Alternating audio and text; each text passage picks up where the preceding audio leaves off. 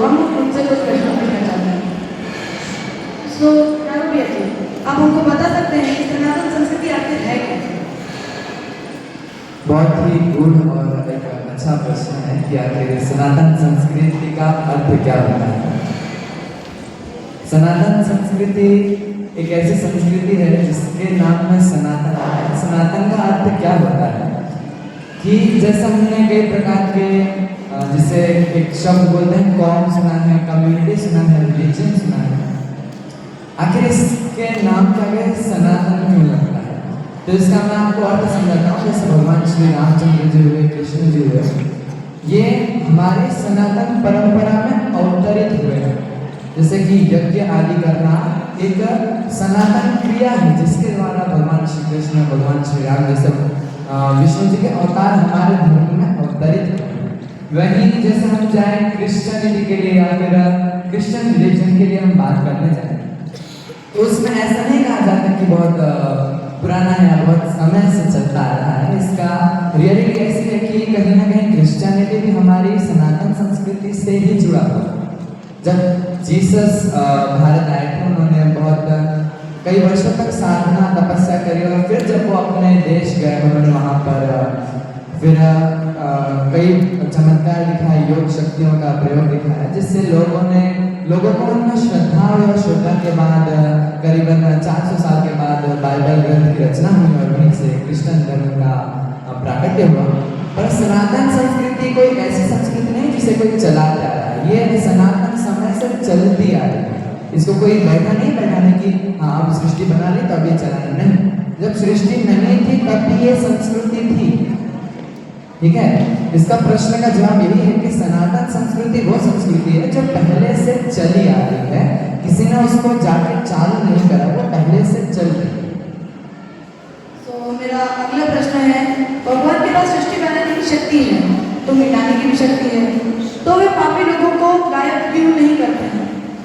बहुत ही अच्छा क्वेश्चन बोलूँगा मैं इसको कि भगवान के पास अगर सृष्टि बनाने की भी शक्ति है तो मिटाने की भी शक्ति है, और मिटाने की शक्ति है तो भगवान पृथ्वी पर जितने भी पापी मनुष्य हैं उनको गायब या नष्ट या मार क्यों नहीं डालते? ऐसा ये जो प्रश्न है इसका उत्तर ऐसा है, जैसे एक माँ होती है, एक माँ जिसका बच्चा कैसा भी हो, चाहे वो बदमाशी करता हो या अच्छा हो या जैसा भी हो, वो माँ कभी भी ये नहीं बोले कि मेरा बच्चा बदमाशी कर रहा है तो मैं इसको मार डालूं, वो ऐसा कभी करेगी नहीं।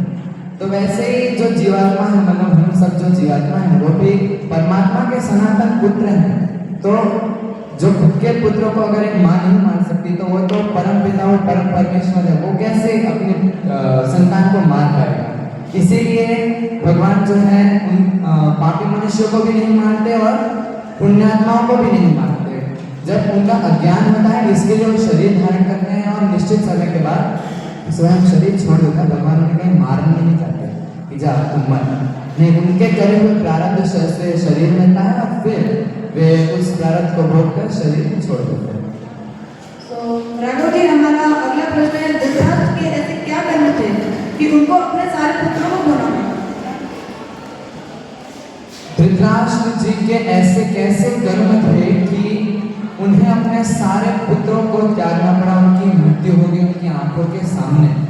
तो इसका आंसर ऐसा है कि जब हमारे संत श्री आशाराम जी आश्रम, हमारे बापू जी की एक पुस्तिका आती है, सत्साहित्य आता है, कर्म का अकाट्य सिद्धांत, उसमें इसका उत्तर कुछ कैसा है कि जो धृतराष्ट्र थे अर्थात कौरवों के पिताजी, उनके कैसे कर्म थे कि 2 जन्म पूर्व, मतलब कि 2 जन्म पहले वो एक राजा थे, और जब वो राजा थे तो जंगल में वो हिरण को मारने हिरण के पीछे गए, मृग जिस संस्कृत में बोलते हैं मृग, तो उसे मारने जब वो जंगल में गए और उन्हें वो मृग था जो हिरण था उनके हाथ से भाग गया और उन्हें क्रोध आया कि आखिर मैं हिरण को भी मार नहीं पाया, और उन्होंने क्या किया कि क्रोध में आके उन्होंने पूरा जंगल जला डाला। अब हुआ यूं कि जब जंगल जलाया तो उसी जंगल में एक सांप का बिल था जिसके अंदर सांप के अंडे थे, जो सर्पिणी थी उसने सांप के अंडे वहाँ छोड़े थे, और हुआ यूं कि उस सांप सर्पिणी जो थी उसके सामने ही जंगल जला, उसके अंडे जो थे वो भी पूरे जल गए पर वो सर्पिणी बच गई। तो इसका अनजाने में किया हुआ कर्म का फल धृतराष्ट्र को कैसे भोगना पड़ा कि जैसे सर्पिणी बच गई तो धृतराष्ट्र भी बचे पर उनके पुत्र सारे मारे गए। ये कर्म का फल है जो उन्हें कहीं ना कहीं भोगना पड़ा। जी राघव भैया, तो हमारा अगला प्रश्न है, ऐसा कहा जाता है कि ये संसार सत्य नहीं है, तो क्या सत्य है? क्या आप एक बार क्वेश्चन रिपीट कर देंगे? ऐसा कहा जाता है कि ये संसार सत्य नहीं है, तो क्या ये सच है या झूठ? संसार सत्य नहीं है, क्या ये सच है कि झूठ, ऐसा बहुत लोगों के द्वारा सुनने को मिलता है।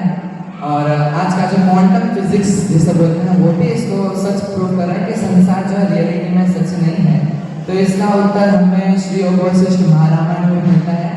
और वशिष्ठ जी राम जी को कहते हैं, राम जी के गुरु जी वशिष्ठ जी राम जी को समझा रहे हैं कि हे राम जी, कि पूरा संसार जो है ये संकल्प मात्र है, मतलब आप जैसा सोचते हैं वैसा होता है। मतलब आप सोचेंगे कि ये सच है तो ये आपको सच की तरह भी परेशान भी करेगा, और झूठ है तो फिर आपको ये वैसा भी बर्ताव करेगा। तो हमारा अगला प्रश्न है, जब भीष्म पितामह बाणों की शैया पर थे, वह पांडवों को धर्म का उपदेश दे रहे थे, तब द्रौपदी उन्हें सुनकर क्यों हंसी? जब भीष्म पितामह बाणों की शरशैया पर सो रहे थे और वो ज्ञान दे रहे थे, पांडवों को धर्म का उपदेश दे रहे थे, तो उस समय द्रौपदी आए और उनका ज्ञान सुनकर द्रौपदी जरा सी हंसी मुस्कुराई। इसका कारण ऐसा है कि द्रौपदी मुस्कुराए तो भीष्म पितामह ने पूछा कि हे देवी, तुम हंस क्यों रही हो, उसका कारण बताओ। तो द्रौपदी बोली कि नहीं, कुछ नहीं हुआ, मैं जाती हूँ। ऐसे करके वो जाने लगे तो भीष्म पितामह ने थोड़ा जोर देकर बोला कि इन्हें बताओ आखिर बात क्या, तुम हंसी क्यों? तो द्रौपदी ने बोला कि हे पितामह, जब वहाँ पे मेरा चीरहरण हो रहा था तब आपका ये सारा ज्ञान कहाँ चला गया? तब आप ये ज्ञान दे क्यों नहीं थे? तब आपने किसी को रोका क्यों नहीं? और अब जब आपकी ऐसी हालत, अब आप ऐसा ज्ञान क्यों दे? तो भीष्म पितामह ने बोला कि बेटी, ऐसा कारण ऐसा है कि जब मैं सभा में बैठा था तब मैंने कौरवों का गलत अन्न खाया। उनका अन्न खाने से मेरी बुद्धि में भी पाप चढ़ गया था, और अभी जब मैं शरशैया पे हूँ, मतलब कि बाणों की शैया पे हूँ, तो खून जो मेरे शरीर से निकल रहा है, उसमें पापी खून भी, जो अन्न बचा उसका रस बना, फिर उससे जो खून बना, वो खून भी उस छिद्रों के द्वारा बाहर निकल रहा है। इसके लिए मेरी बुद्धि शुद्ध हो गई और वो मेरा ज्ञान वापस आ गया। तो आपका बहुत बहुत धन्यवाद।